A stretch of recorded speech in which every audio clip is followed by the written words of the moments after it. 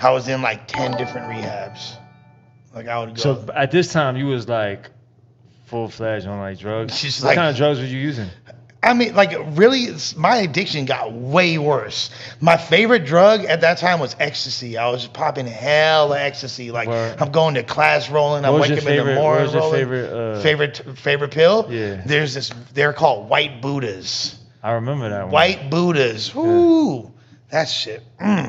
Orange Gators. This guy right here. Orange. He Bruh. just felt himself right Yeah, there. yeah. Literally talking about it, like you'll see, like my hands start sweating and How shit. many like, would you pop? I popped a lot in one day, not at one time, but it was like I had a homie that popped 18. I popped like 12 or like 50, like something. What was like the that. most you ever popped in a day? That was 12? Yeah, something like that, like 12, 13, something like that. Damn, bro. Monster. Yeah, I was living off the pills. They weren't even hitting me like that at a certain point. Wow. Would snort them, would chew them up like candy, like yeah, fool. Like, You would snort them? I would snort them. Yeah, I'll snort all kinds of pills though. Like, Wait, when did you start doing that? probably around that time at some point. Around that age? Probably 17 something. That was the first time. How did you start like snorting stuff? Fools like we're already doing it. was Like already doing yeah, like I was. Bro, you gotta understand, like where I grew up, the west side of LA, people are very, very. The kids are very precocious. You know what I mean? Like Right. they're very advanced. Like we have access. It's just like New York, bro. Like New York's probably the only place that's faster than us. You know, like Yeah, but I don't know. I didn't.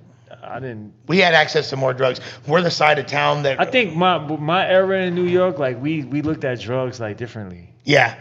Like we didn't like, you know what I'm saying? Like we looked at drugs like, you know, if it's not weed, is you a crackhead. And that's the thing, like gangsters in LA have been off hardcore drugs since back in the day. People, you might want to try to revise history, but fools were fucking smoking hella Sherm. Yeah, like PCP Sherm, was like like a that. big Yeah, thing in the 80s and 90s. That's more like a Cali thing. I mean, Yeah, even yeah. though it was going on in Fools New are- York. they call yeah. it leak out there in New York. Yeah. But I don't know. I guess just my, like, you know, what I was exposed to, I didn't really, you know what I mean? I ain't really was into that drug wave. Like It was really like, it was like, it wasn't just, people didn't look at you like down on you for doing drugs. Yeah, we looked at like, we looked at people down. Like, and there might be some people that did, but if you talk to like most people from my age group, or even like look at the kids now, all the gang Yeah, members are that's fucking cool. leaned out and zanned out, and you feel me? Like Yeah. that's normal. Like there are like, look, I don't want to say everyone in LA was like that because there's a lot of fools that are just like the super buff ass Bloods and Crips who were like programmed, you feel me, and Right. like just about their shit. Like they're not in the category, but still a lot of them are smoking Sherm too, and Right.